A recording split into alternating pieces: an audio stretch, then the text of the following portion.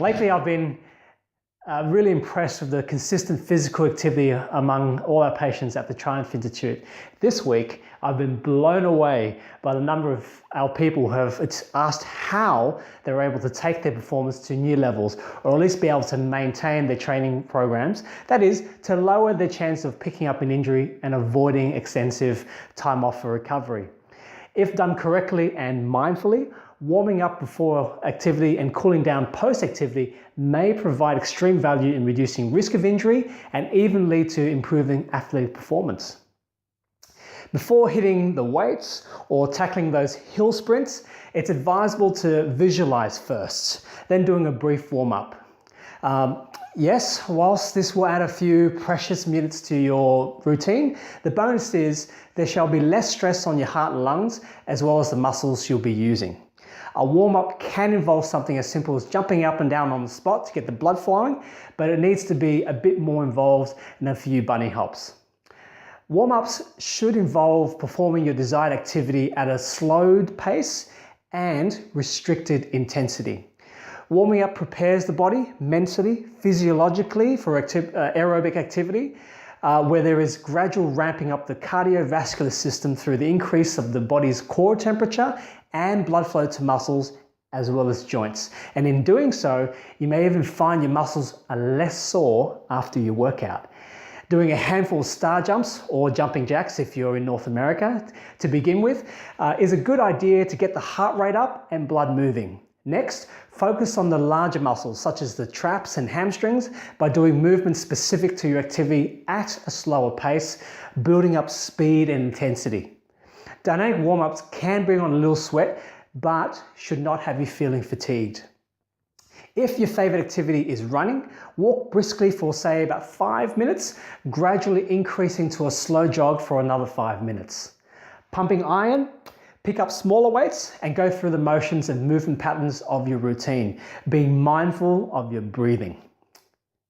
Making a splash, swim slowly with your favorite stroke at first, then pick up the tempo as you go. There is plenty of literature that supports warming up before exercise to prevent injury.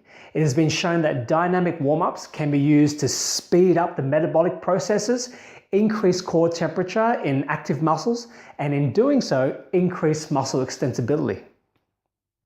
It appears that how long you warm up plays a role in an important injury prevention regimen.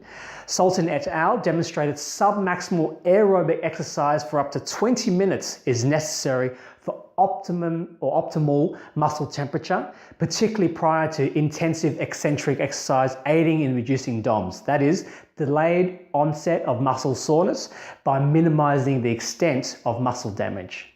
Soligard et al. In 2008 examined the effect of a comprehensive warm-up program designed to reduce the risk of injuries in young female footballers. It was found that there was significantly lowered risk of injuries overall, particularly severe and overuse injuries, indicating that a structured warm-up regimen can prevent injuries. Here's the bottom line.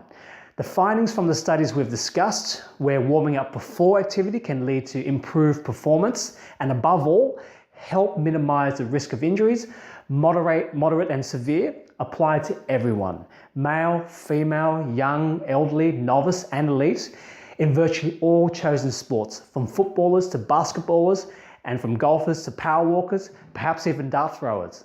Remember, the purpose of warming up and why it is effective is that the body and mind are given adequate physiological preparation, stimulating the ramping up of the heart and lungs in order to have sufficient blood circulation for the body and therefore the optimal uptake of oxygen for our muscles and joints. Regarding the mind, it is given the chance to visualize the movements and awareness of movement patterns, assisting in both improving performance and reducing the risk of awkward movements or positions. Of course, an important aim of sports prevention would be to develop less vulnerable patterns of movement. The significance of this finding would suggest that if you have children who are currently or about to undertake a sport, dance, or even a martial art, that it may be easier to work with younger participants who are yet to establish their basic movement patterns. So when you start or restart your fitness program, be sure to include a training regimen that involves strengthening, improving your awareness of vulnerable positions for your muscles and joints, to allow for good nerve to muscular control of static and dynamic motions, and of course, be mindful of your technique. This is a surefire way of keeping injury at bay and ensuring that you maintain that beautiful momentum, otherwise known as progress. Thank you for tuning in, and I trust we are bringing you value. Please feel free to tune in next week, where I'll discuss the merits of cool down in aiding recovery. In the meantime, be well, keep smiling, and enjoy yourself. Will Duong, chiropractor at Triumph Institute, saying bye for now.